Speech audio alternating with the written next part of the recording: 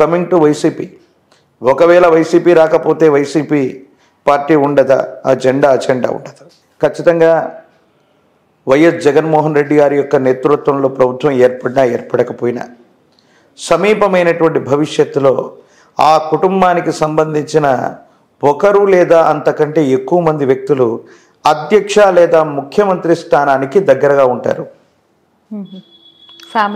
Yes, వారి కుటుంబానికి సంబంధించిన వైఎస్ జగన్మోహన్ రెడ్డి గారు కాకుండా ఒకరు లేదా అంతకంటే ఎక్కువ మంది, ఒకరు లేదా ఇద్దరు కూడా అవ్వచ్చు, ఒక్కరైతే ఖచ్చితంగా సమీపమైన భవిష్యత్తులో ముఖ్యమంత్రి స్థానానికి సమీపంలో ఉండేటువంటి అవకాశం ఉంది అంటే ఖచ్చితంగా ఆ పార్టీ కూడా సమీప భవిష్యత్తులో మనుగడ సాగించే. ఆల్రెడీ షర్మిల గారు కాంగ్రెస్ లో ఉన్నారు, తల్లి విజయమ్మ కూడా ఆవిడతోనే ఉన్నారు, ఇక వైఫ్ భారతి గారు అంటారా జగన్ గారితో, మరి ఎవరికి అవకాశం ఉందంటారు?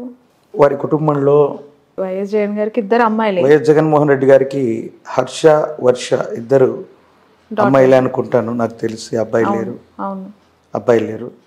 జగన్మోహన్ రెడ్డి గారు వారు ఉన్నంత వరకు నాకు తెలిసి ఆ ముఖ్యమంత్రి ఆ స్థాయిలో వారు ఉంటారు. ఒకవేళ ఏదైనా అంటే వారి జాతకంలో ఏదైనా అంటే ఒక ఇంపాక్ట్ ఉంది, చట్టపరమైన న్యాయపరమైన అంశాల్లో కొన్ని ఇబ్బందులు ఎదుర్కొనేటువంటి పరిస్థితి, అంటే అవి తీవ్రంగా పరిగణిస్తాయని నేను చెప్పను, కానీ అట్లాంటి సందర్భం ఒకటి సమీప భవిష్యత్తులో ఉండబోతుంది. ఫర్ ఎగ్జాంపుల్ కేజ్రీవాల్ గురించి మనం తెలుసుకున్నాం.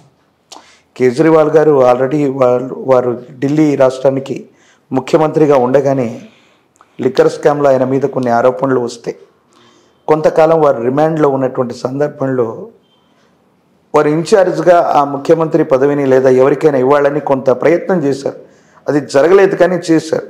అలాంటి సందర్భం వస్తే మాత్రం నాకు తెలిసినంత వరకు వారి కుటుంబ సభ్యుల్లో భారతి గారు మొదటి ప్రాధాన్యత. ఎవరు పొద్దున షర్మిల గారు కూడా ఆ బాధ్యతలు స్వీకరించడానికి సిద్ధంగా ఉండేటువంటి అవకాశం ఉంది. వైఎస్ఆర్ కాంగ్రెస్ పార్టీకి సమీపమైన భవిష్యత్తు బాగుంది. ఇప్పుడప్పుడే ఇబ్బందులు, సమస్యలు, ప్రతిబంధకాలు వచ్చేటువంటి అవకాశం లేదు. ఆ ముఖ్యమంత్రి అమాత్యుడు ఆ స్థాయిని తీసుకోవడానికి వారి కుటుంబ సభ్యులు సిద్ధంగా ఉంటారు. ఒకరు లేదా అంతకంటే ఎక్కువ మంది సమీప భవిష్యత్తులో ముఖ్యమంత్రులు లేదా ఆ స్థాయిని అలంకరించే అవకాశం కూడా లేకపోలేదు. వైఎస్ జగన్మోహన్ రెడ్డి గారు ఆరుద్ర నక్షత్రం మిథున రాశి, మిథున రాశికి వ్యయస్థానమైనటువంటిది 12th పొజిషన్ వృషభ రాశి. ఈ వృషభ రాశిలో దేవగురు అయినటువంటి బృహస్పతి ఆల్రెడీ సంచారం జరుగుతుంది మే మొదటి నుంచి.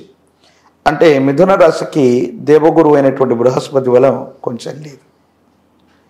మరి వైఎస్ జగన్మోహన్ రెడ్డి గారు ఏమైనా లాస్ అవుతున్నారా? వారి యొక్క నేతృత్వంలో ఉన్నటువంటి వైసీపీకి ఏదైనా నష్టం జరుగుతుందంటే దేవగురు అయినటువంటి బృహస్పతి బలంగా ఉన్న సమయాన్నే లగ్నం అంటాం. జనరల్గా దేన్నైనా మనం ముహూర్తం పెడతాం.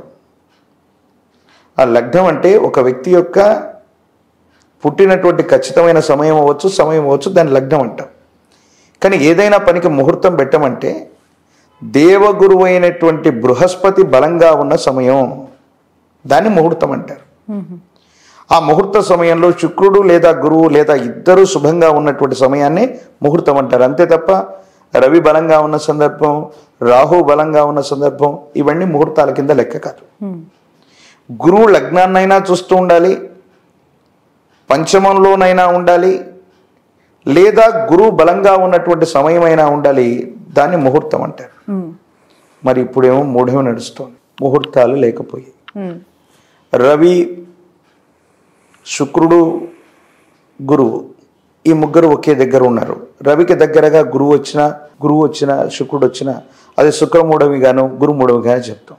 వైఎస్ జగన్మోహన్ రెడ్డి గారి యొక్క జాతకంలో ఇబ్బంది కలిగించేటువంటి కొన్ని రకాలైనటువంటి వాటికి ఇదొక ఇండికేషన్.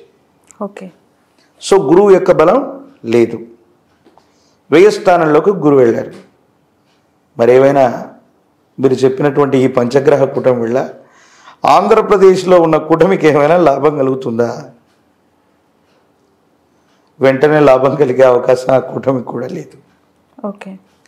సో ఆ పార్టీలకు సంబంధించినటువంటి ఒక ప్రధానమైనటువంటి వ్యక్తి నారా చంద్రబాబు నాయుడు గారి యొక్క జాతకాన్ని ఇప్పటికే చాలా వేదికల మీద నేను చెప్పి ఉన్న వారి యొక్క జన్మ నక్షత్రాన్ని బట్టి రకరకాలైనటువంటి వ్యత్యాసాలు ఉన్న ప్రశ్నాశాస్త్రాన్ని అనుసరించి నేను చెప్పేటువంటి మాట వారిది హస్త నక్షత్రం.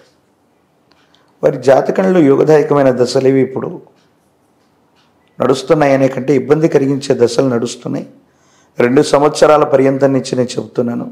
న్యాయపరమైనటువంటి చిక్కులు, ఆరోగ్యపరమైన అంశాల్లో ఏర్పడ్డ ఇబ్బందులు, వీటన్నిటిని ముందుగానే మనం ప్రెడిక్ట్ చేసాం. యాజ్ ఇట్ ఈస్గా గత 2023 సంవత్సరం చివరి అంకెళ్ళలో వారు న్యాయపరమైనటువంటి చట్టపరమైన ఇబ్బందులు ఎదుర్కొన్నారు. ఆరోగ్యపరమైనటువంటి అంశాల్లో ఇబ్బందులు కూడా వచ్చాయి. ఇంత జరిగిన తర్వాత షర్మిల గారు మళ్ళీ దగ్గర అవుతారంటారా? ఆత్మ వై పుత్రనామ అసహి, తండ్రి యొక్క ఆత్మే కుమారుడిగా జన్మిస్తుందని చెప్తుంది శాస్త్రం. వైఎస్ రాజశేఖర రెడ్డి గారికి ఒకే ఒక అబ్బాయి వైఎస్ జగన్మోహన్ రెడ్డి గారు. ఇప్పుడు షర్మిల గారి గురించి అందరూ అనుకుంటున్నటువంటి మాట ఏంటో తెలుసా? ఇది మీడియా ముందు నేను చెప్పటం సంచలనం అవుతుందేమో నాకు తెలియదు. అందరూ అనుకుంటున్నటువంటి మాట, నాకు తెలియనిది చెప్పచ్చా? చెప్పండి. ఎస్, జగన్మోహన్ రెడ్డి గారు గతంలో ఈ చట్టబద్ధమైనటువంటి అంశాల్లో ఇబ్బందులు ఎదుర్కొని ఆయన రిమాండ్లో ఉన్నప్పుడు నేను జగనన్న వదిలిపెట్టినటువంటి బాణాన్ని అంటూ ఆవిడ ప్రజలందరి మధ్య తిరిగింది. ఆవిడ లేకపోయింటే ఆ రోజు పార్టీ లేదు. ఏదో కారణంగా బాబాయ్ గారి హత్య జరిగినటువంటి తర్వాత అన్నయ్యకి దూరం అయింది. ఈరోజు ఆవిడే వెళ్ళి వైఎస్ అవినాష్ రెడ్డి గారి మీద కడప ఎంపీగా కంటెస్ట్ చేశారు. మంచి ఓట్స్ కూడా రావచ్చు, గెలుస్తుందని నేను చెప్పలేను, మంచి ఓట్స్ కూడా రావచ్చు, వస్తాయి కూడా. అందరూ అనుకుంటున్నటువంటిది ఏంటంటే వైఎస్ షర్మిల గారు గనక సునీత గారితో లేకపోయి ఉంటే సునీత గారు తెలుగుదేశాన్ని ప్రత్యక్షంగా ఏమైనా సపోర్ట్ చేసి ఉండేవాళ్ళేమో. ఓకే, ఆ సందర్భంలో జగన్మోహన్ రెడ్డి గారికి విపరీతమైనటువంటి ఇబ్బంది ఎదుర్కొనేటువంటి పరిస్థితి. షర్మిల గారు ఏ ప్రణాళికతో అక్కడికి వెళ్ళారో సునీత గారిని తెలుగుదేశం పక్షం వైపు కాకుండా కాంగ్రెస్ వైపుగా మళ్లించారు. దేశ పరిస్థితులను బట్టి ఈరోజు బీజేపీ అందరూ అనుకుంటున్నారు చాలా సులభంగా హ్యూజ్ మెజారిటీతో 400 సీట్లు 500 సీట్లు, కానీ రేపు పొద్దున జరగకపోవచ్చు. సమీప భవిష్యత్తులో ఈరోజు బీజేపీ అధికారంలో ఉన్నా లేకపోయినా కాంగ్రెస్ పార్టీ మళ్ళీ ఈ భారతదేశ చరిత్రలో అతి సమీప భవిష్యత్తులో ప్రధానమంత్రిగా కొలువుదీరే అవకాశం. ఉత్తరాన ఉన్నట్టి వంశంబు దేశాన్ని పెక్కేండ్లు పరిపాలించేను, ఇది బ్రహ్మంగారి యొక్క కాలజ్ఞానంలోని వాక్యం. వారి కుటుంబ సభ్యుల్లో చివరి వంశాంకురం ఉన్నంత వరకు భారతదేశానికి అధ్యక్ష పీఠం లేదా ప్రధానమంత్రి స్థితిలో వాళ్ళే ఉంటారు. రేపు పొద్దున షర్మిల గారు సెంట్రల్లో ఉన్నటువంటి కాంగ్రెస్ పార్టీతో సత్సంబంధాలు ఏర్పడ్డటువంటి తర్వాత అన్నయ్యకి ఏదైనా ఆపదొస్తే సహాయం చేయదా?